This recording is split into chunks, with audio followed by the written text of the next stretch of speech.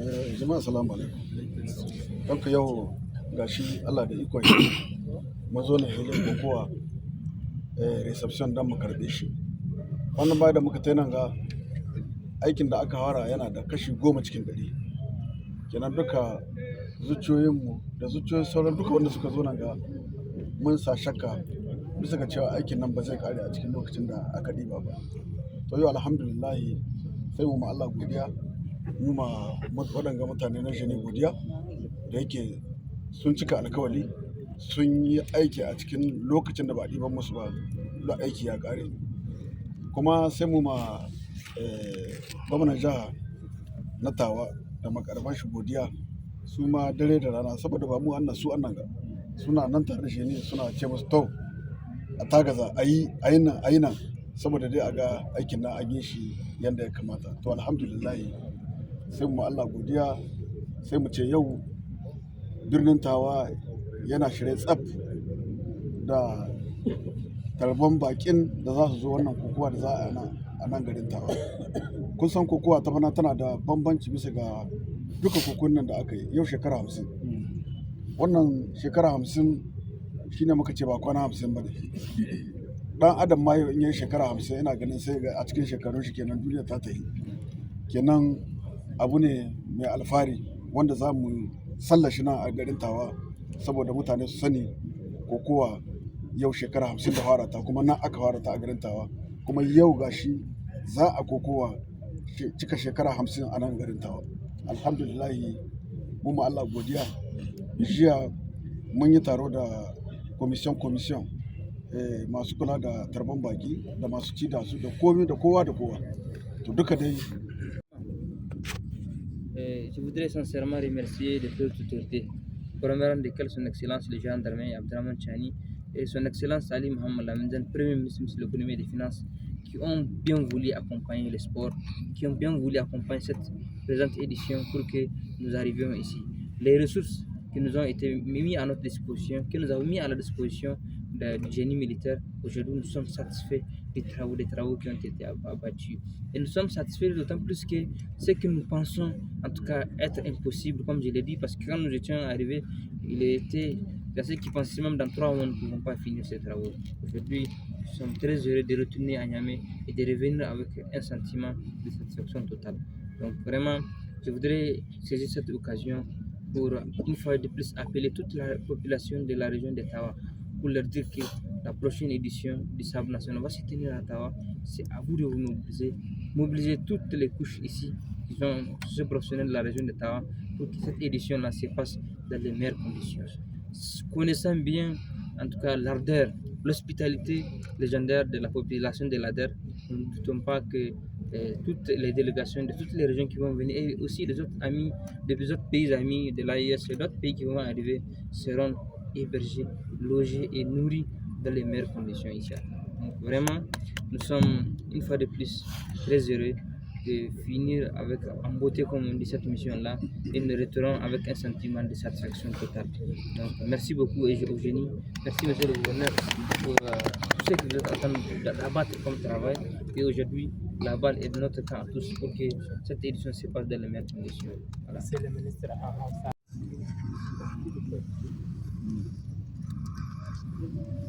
Donc, monsieur le ministre, quelques jours, les gens de la population de Tawa se disaient est-ce que la liste va se tenir à Tawa? Aujourd'hui, nous sommes là pour réceptionner. Est-ce qu'on peut se dire que tout est fin prêt pour la 46e édition avec cette réception? Merci beaucoup. Je voudrais d'abord dire que je suis très heureux, nous sommes très satisfaits d'arriver à ce niveau d'exécution des travaux. Il y a à peine un mois, nous sommes à 10%. Aujourd'hui, avec le génie militaire, nous sommes à 100% des travaux. Nous sommes même à la réception de la reine. Avec tous les travaux qui a été abattu, de l'extension, en passant par la rénovation, avec tout ce qu'il y a eu comme travaux, je pense qu'il y a eu un travail de titanesque qui a été abattu ici. Nous sommes animés d'un sentiment de satisfaction et nous retournons cette mission, cette visite avec une note de satisfaction.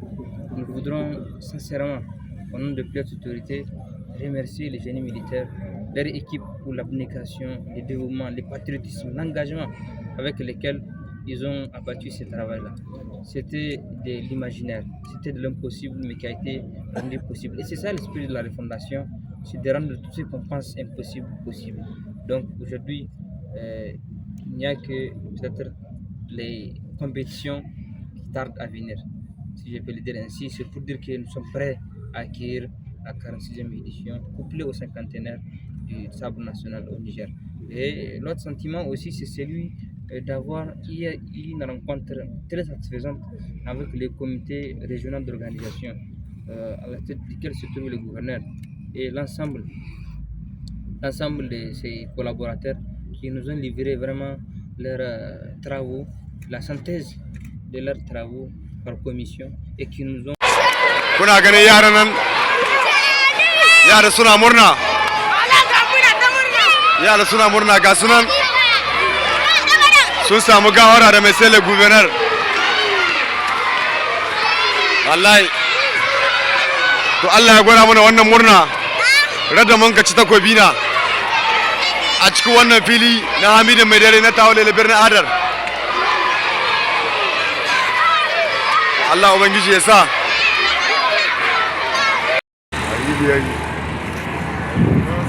bara ga munan kalamuna ciki tare da mai sai le gouverneur da sauran makarabban shi ade ga munan mai to waje rukuma domin bisit ga wani dogara wani ina ganin za a kai mai hari ko na ga mai sai le gouverneur yana nuna ko za a sare shi ne wallahi vraiment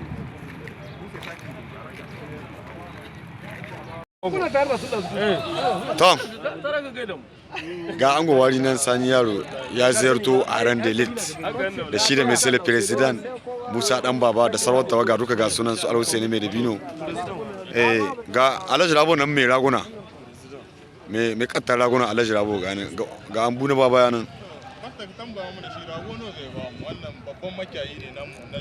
na jihar ta kowa sani to kai Alhaji Rabo rago nawa za ka bada gudunmawa president kuma na 'yan kasuwar bisa nan gatawa masu sayar dabbobi mai gina su kuma raguna za a cin su insha Allah ai musu kasan firi tawa bisa shi banza ne ko kowa ya zaka shi kwasa mun yi promotion ta saukin dabba ta sauki ko amma in kace banza na zo kasuwa kusan gidana na take birnin tawa inda muka sa ran cewa mu rataya mu shi da izinin Allah shi kama amin kuma muna na akan bakan mu ka san dai ba sai an hada ba na sani ni annabasta bala jama'a kuma duk wanda Allah ya ba ikon zuwa rajin a rana wata yau ya zo nan a yi sallah in an kare sallah sai a ci gaba da defile masallacin gada mai sai le gouverneur ya yi Allah ya saka mishi da irin ban taba ganin da wani ya magana ce a yi masallaci ba sai wannan gouverneur masallaci ga an kare shi kuma rana to za mu sallah cikin shi in musu annabasta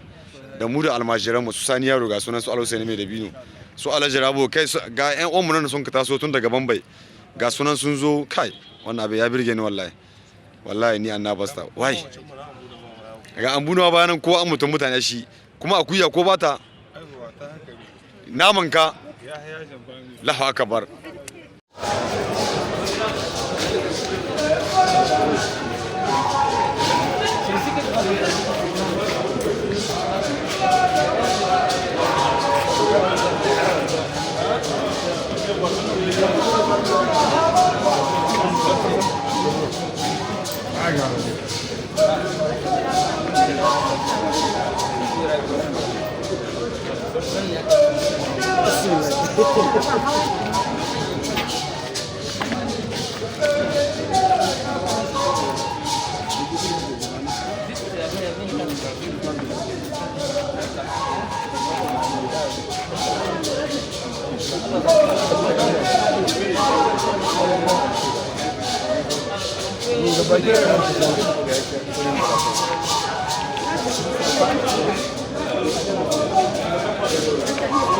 Vas-y, monsieur.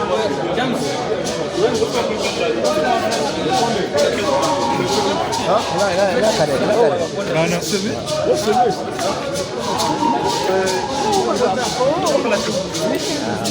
va expliquer les niveaux d'avancement des travaux.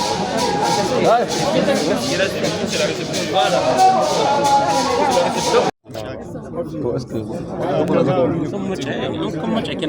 Wani person da ya fi da wurin.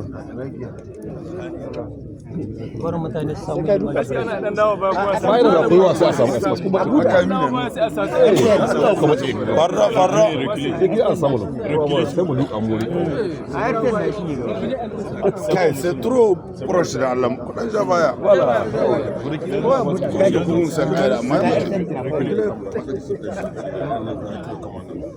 Parce que reculer un peu. Oui. Donne les noms après le départ.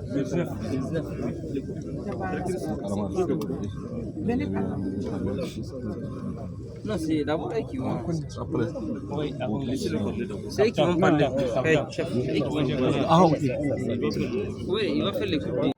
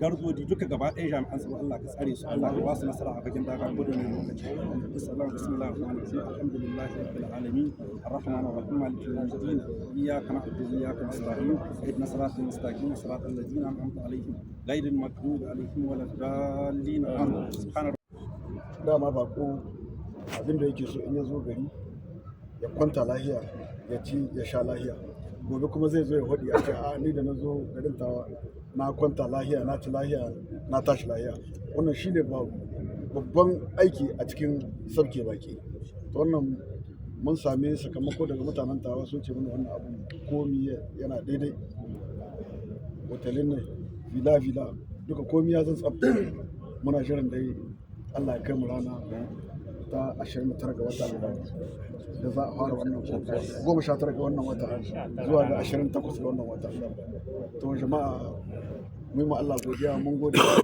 Allah ya gwada mana ranar mun gode nasiban